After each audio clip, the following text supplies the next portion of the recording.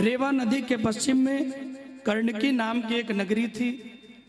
उस नगर में एक ब्राह्मण रहते थे। अपने 2 पुत्रों को पत्नी के पास छोड़कर काशी में आए। कुछ दिन वहां निवास किया और किसी कारण से उनकी मृत्यु हो गई। बहुत ध्यान से सुनना, ये शिवलिंग की कथा बड़ा पुण्य देने वाली है, सुनते रहो, आनंद आएगा। वो ब्राह्मण अपने पुत्रों को पत्नी के पास छोड़ के आए, काशी नगरी में कुछ दिन रहे, भक्ति भाव से महादेव की सेवा की, कथा सुनी। समय पूर्ण हुआ तो मृत्यु को प्राप्त हो गए। पुत्रों ने उनकी मृत्यु का समाचार सुना तो श्राद्ध आदि की सब क्रियाएं की और जो पत्नी है उन्होंने कुछ धन अपने पास रख लिया और 2 बेटे थे, बाकी का धन दोनों में बांट दिया। कुछ समय बाद वो देवी भी मरणासन्न हो गई। इतनी बीमार हो गई, प्राण नहीं निकल रहे हैं। अनेक वैद्य को बुलाया गया, अनेक दवाएं उपचार हुई, लेकिन प्राण नहीं निकल रहा है। दोनों पुत्रों को लगा कि क्या हो गया, माता इतने दिनों से बीमार हैं। तो माँ से पूछा कि माँ, तुम्हारी कोई इच्छा अधूरी तो नहीं रह गई? देखो कई बार होता है ना, कई लोग बड़े उम्र के हो जाते हैं, बड़े बीमार हों, बड़े दुखी हों, लेकिन प्राण नहीं निकलता है। कई बार ऐसे लोगों को देखा होगा। कई लोग कहते हैं लगता है इनका कागज ही खो गया है, कब बुलाएंगे भगवान? सबको बुला लेते, इनको क्यों नहीं बुला रहे?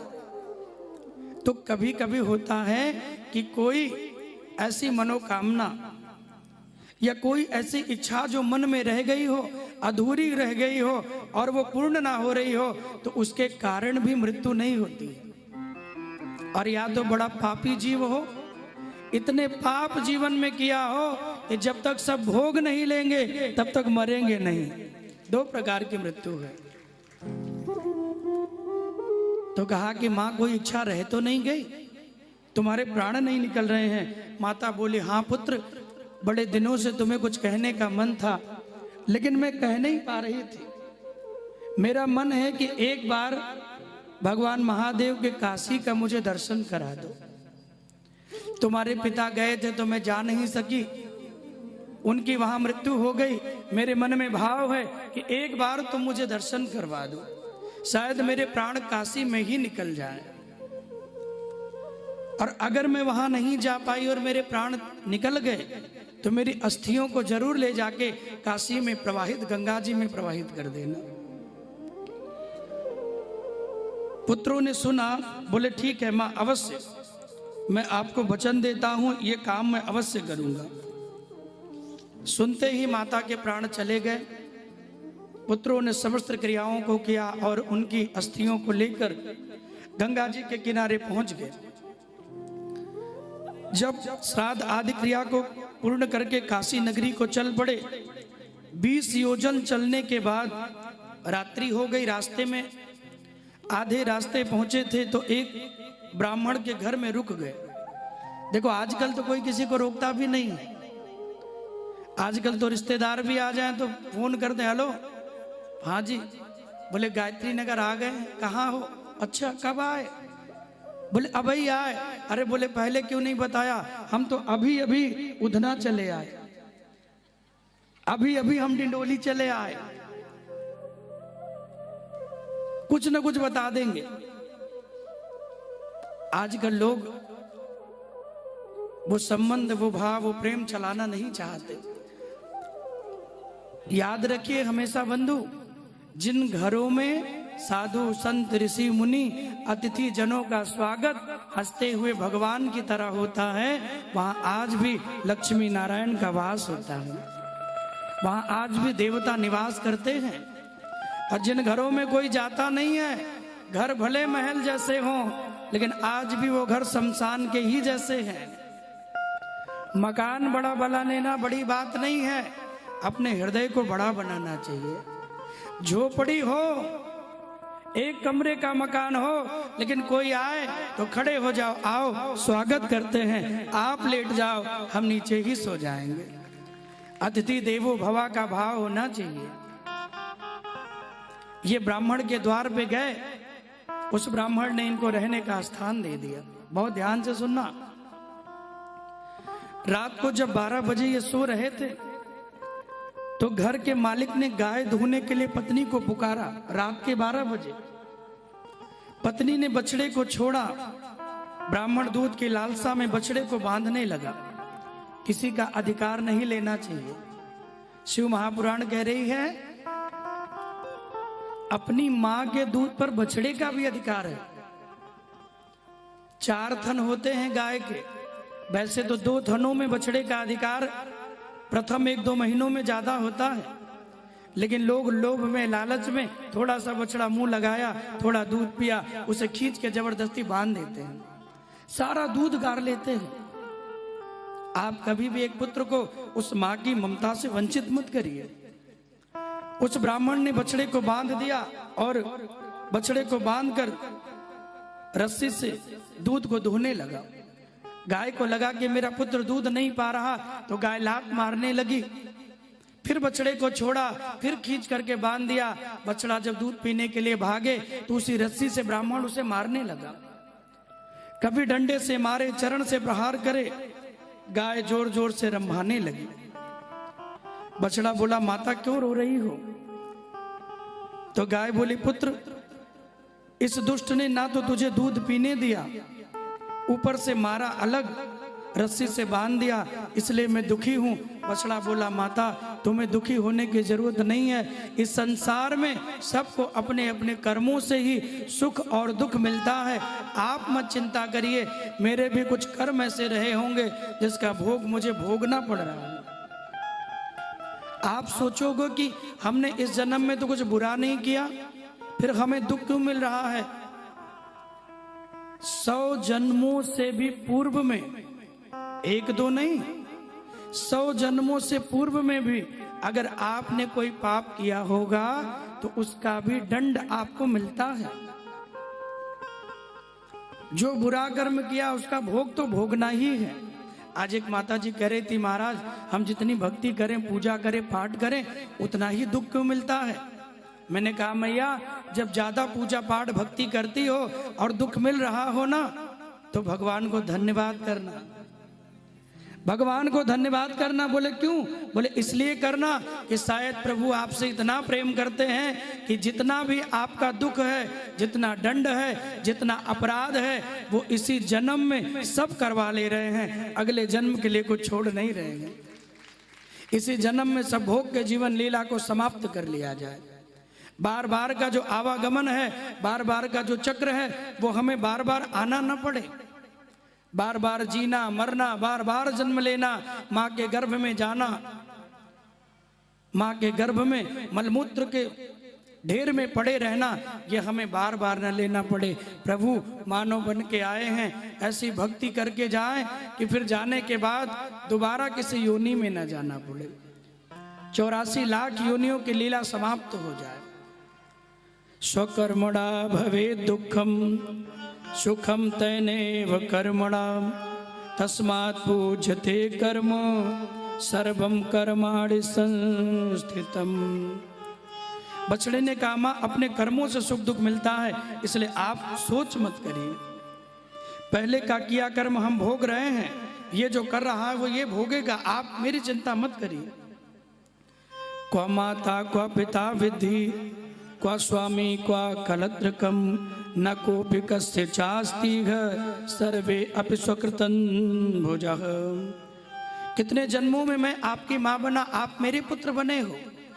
आज मैं आपका पुत्र बना, आप मेरी माँ बनी हो, आप दुखी मत हो।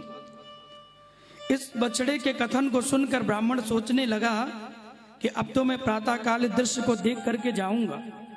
आप बिल्कुल चिंता मत करो। गौ माँ ने कह दिया कि दुष्ट ने तुम्हें जैसे लात मारा है, कल मेरा दूध निकालने आएगा तो मैं इसे भी ऐसे ही मारूंगी, और ऐसा मारूंगी कि इसकी मृत्यु हो जाएगी। ब्राह्मण को लगा कि ये गाय ने क्या कहा, मुझे देखना चाहिए, तो रात्रि भर के लिए वहां रुक गए। और जब पुनः प्रातःकाल दृश्य को देखने के लिए रुके, सूर्योदय हो गया। उस व्यक्ति ने कहा महाराज अब उठो और जाओ, आप तो रात भर रुके, अब लीला समाप्त करो। ब्राह्मण पुत्र बोला मैं थोड़ा बीमार हूं, कुछ समय बाद चला जाऊंगा। ये कहकर के लेट गया और पुनः उस ब्राह्मण ने अपनी पत्नी को बुलाया गाय धोने के लिए। लेकिन जब उसका पुत्र आया, गऊ के पास खड़ा था, वो दूध निकालने लगा तो पुत्र पे गऊ माँ ने सींगों से वार किया, और जब सींगों से मारा तो सींग पेट में लगी। मर्म स्थान में लगने से उस बालक की मृत्यु हो गई। जैसे बालक की मृत्यु हुई, सब पड़ोसी आकर के रोने लगे, सब पति पत्नी दुखी हो गए, कहने लगे क्या करूं, कहां जाऊं, किस प्रकार करूं। ऐसे कह के वो गाय को मारने लगा, और जैसे गाय ने रस्सी तोड़ी वो दौड़ के भागने लगी। ब्राह्मण भी पीछे पीछे जा रहा है कि ये गाय कहां जा रही है। जब वो यात्री उस गाय के पीछे पीछे गया तो वो गाय अपने ब्रह्म हत्या के पाप को दूर करने के लिए वहां से चलकर नर्मदा नदी के किनारे आई, जहां नंदकेश्वर महादेव के पास नर्मदा के जल में 3 डुबकी लगाई। 3 डुबकी लगाकर भगवान शिव का नाम हृदय में स्मरण किया, और जो ब्राह्मण के पुत्र के वध के कारण जो गाय काले वर्ण की हो गई थी, वो जैसे ही नंदकेश्वर के कुंड में स्नान किया, वो पुनः अपने उसी श्वेत रूप में प्रकट हो गई। ब्रह्म हत्या का पाप भी समाप्त हो गया। राधे राधे बोलना पड़ेगा, जोर से बोलना पड़ेगा, दोनों हाथ उठा के। ब्राह्मण ने देखा, वो चकित हो गया, विचार करने लगा कि ब्रह्म हत्या निवारण करने वाला तीर्थ है। आगे बढ़ा तो उसी मार्ग में एक सुंदर स्त्री मिल गई। ब्राह्मण से पूछा कहां जा रहे हो, तो उन्होंने कहा अपनी माता की अस्थियों को काशी लेके जा रहा हूं, जिससे मेरे मां की मुक्ति हो जाए। तो उस देवी ने कहा कि आज सप्तमी है, और सप्तमी के दिन इस नंदकेश्वर कुंड में, इस नंदकेश्वर शिवलिंग के पास स्वयं गंगा माता आती हैं सप्तमी को। आज वो आएंगी, आप अपनी माँ की अस्थियों को इसी में डाल दो, उनकी मुक्ति हो जाएगी। जैसे ही ब्राह्मण ने अस्थियों को जल में डाला, उसकी माता दिव्य रूप धारण करती हुई कहा, हे पुत्र तुम धन्य हो, मैं तुम्हें आशीर्वाद देती हूँ, तुमने मुझे मुक्ति प्रदान की है, तुम खूब प्रसन्न रहो, खूब आनंद में रहो। जिस प्रकार देवताओं की पूजा होती है ना, उसी प्रकार पितरों की भी पूजा करनी चाहिए। पितृ भी देवता हैं। पितृपक्ष में पूरा 1 महीना उन्हीं के नाम से यज्ञ किया जाता है। लोग श्राद्ध में जाके तिलांजलि देते हैं, पितरों को जल देते हैं, ब्राह्मण को भोजन कराते हैं, कौवे को भोजन कराते हैं। किसके लिए? बोले पितरों की तृप्ति के लिए। और एक बात बताते चलें, जिस घर में पितर दुखी होते हैं, उनकी पूजा नहीं होती है, वहां कभी भी वंश वृद्धि नहीं होती। वहां बालक गर्भ में हो गए तो मर जाएंगे, पैदा भी हुए तो बहुत दिन तक जिएंगे नहीं, अगर जी भी गए तो बहुत रोग से ग्रसित होंगे। इसलिए देवताओं के समान पितरों की भी पूजा करनी चाहिए। देवताओं को भोग लगाएं तो अपने पितरों को याद कर उन्हें भी भोग लगाना चाहिए।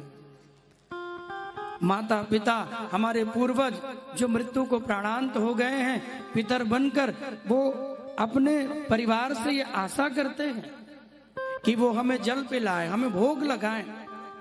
और जिस परिवार के पुत्र उसके वंश अपने पितरों का नाम लेते हैं, पितृपक्ष में ब्राह्मण भोजन कराते हैं, तिल का दान करते हैं, गऊ को भोजन कराते हैं, कौवे को भोजन खिलाते हैं, उस घर में तृप्त प्रसन्न होकर धन धान्य और वंश वृद्धि का खूब आशीर्वाद देते हैं। खूब बढ़ते रहो, प्रसन्न रहो, आनंद में रहो। इसलिए पितृ को भी प्रसन्न करना चाहिए। माता प्रसन्न होकर जाने लगी और कहा, पुत्र तूने स्वर्ग में मुझे स्थान दिया है, तुम धन्य हो, धन्य हो। ऋषि कहने लगे, हे सूत जी, वैशाख शुक्ल की सप्तमी को गंगा मैया वहां क्यों आती है? तो पुनः सुनाया कि एक ब्राह्मण की ऋषिका नाम की कन्या थी, बाल अवस्था में विधवा हो गई। पतिव्रता विधवा ब्रह्मचर्य व्रत धारण कर पार्थिव शिवलिंग बना के उसकी पूजा करती है। आप लोग कभी पार्थिव शिवलिंग की पूजा करते हैं कि नहीं? कब? सावन में विशेष रूप से मिट्टी के शिव जी बनाकर पार्थिव रूप में भगवान शिव और शिव परिवार को बनाकर पूजा करने का विधान है। आजकल तो हमारे गुरुदेव और हम लोग भी कभी कभी सावन में शिव महापुराण होती है तो 1.25 करोड़ शिवलिंग निर्माण के लिए यज्ञ कराते हैं। शिव महापुराण की कथा होती है और वो 1-2 दिन नहीं, 1 मास तक चलती है, 1 महीने तक, 2 दिन 7 दिन नहीं, ये तो बड़ा बृहद है। 1 महीना नहीं, शिव महापुराण को अगर साल भर गाया जाए 24,000 श्लोक है तो समाप्त होने वाली नहीं है। इतनी कथाएं हैं बंधु, और हर कथा पुण्य देने वाली है, भक्ति देने वाली है। तो पार्थिव शिवलिंग बनाकर वो ऋषिका कन्या भगवान शिव की पूजा करने लगी। कुछ समय बीत गया तो एक मूढ़ नाम का दैत्य आया, बार बार उसे सताने लगा, बार बार अपना रूप दिखाकर डराने लगा। महादेव की वो भक्ता शिव शिव कह के पुकारने लगी, हे महादेव रक्षा करो, हे महादेव रक्षा करो। शरणागत की रक्षा करने के लिए भगवान महादेव कन्या की पुकार सुन के प्रकट हो गए। उस मूढ़ नाम के दैत्य को भगवान ने जला के भस्म कर दिया और कहा, हे ऋषिका, कोई वरदान मांगना हो मांग लो। ऋषिका ने कहा, प्रभु आपने मेरा धर्म बचाया है, आप मुझे अपनी अविरल भक्ति देकर मुझ पर कृपा करके यहीं पर स्थिर हो जाओ। शिव जी को उस स्थान पर आया जानकर सभी देवता ब्रह्मा विष्णु सहित वहां पधारे और शिव जी को प्रणाम पूजन वंदन करके शिव की जय जयकार करने लगे। तब से भगवान नंदकेश्वर शिवलिंग के रूप में वहां विराजमान हुए। ऋषिका नाम की भक्ता के द्वारा भगवान वहां प्रकट हुए। इस भगवान के शिवलिंग की कथा को भी जो सुनता है उसके अनेक प्रकार के जन्मों के पाप ताप भी भगवान मिटा देते हैं, सुख वैभव की प्राप्ति होती है, हृदय में भगवान की भक्ति मिलती है। सब आकर के भगवान शिव